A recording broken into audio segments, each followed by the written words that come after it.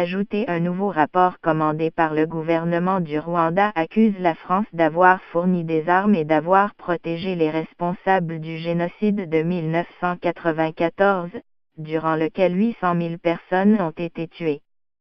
Une position qui vient intensifier la querelle entre ce petit pays d'Afrique de l'Est et son ancien bienfaiteur. Le rapport produit par la firme américaine Cunningham Levy cite des preuves qui démontreraient une présumée complicité de la France avant, pendant et après le génocide commis par des extrémistes Hutus contre les Tutsis et des Hutus modérés. Selon le document, les autorités françaises ont accueilli certains suspects du génocide et auraient bloqué des démarches visant à les traduire en justice.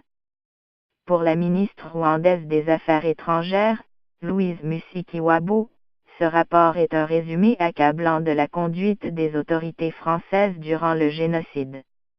Dans une déclaration transmise à l'Associated Press, le ministère français des Affaires étrangères a dit prendre note du rapport rédigé par la firme d'avocats à la demande des autorités rwandaises.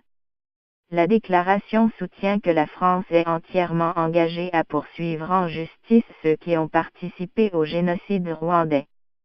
La France précise que son système judiciaire a déjà condamné plusieurs individus et qu'il continue d'étudier plusieurs autres dossiers.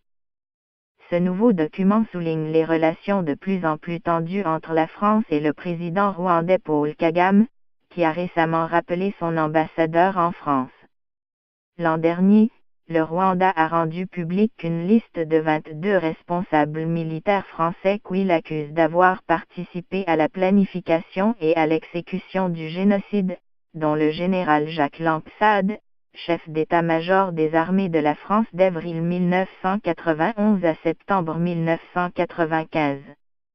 La liste a été publiée après que des enquêteurs français eurent décidé de rouvrir l'enquête sur l'écrasement des Vianes qui a tué le président rwandais Juvenal Habyarimana et déclenché le génocide. Des extrémistes de la majorité Hutu blâmaient la minorité Tutsi pour la mort du président, un Hutu. La cause de l'écrasement représente toujours une question litigieuse. L'équipage de l'avion était français.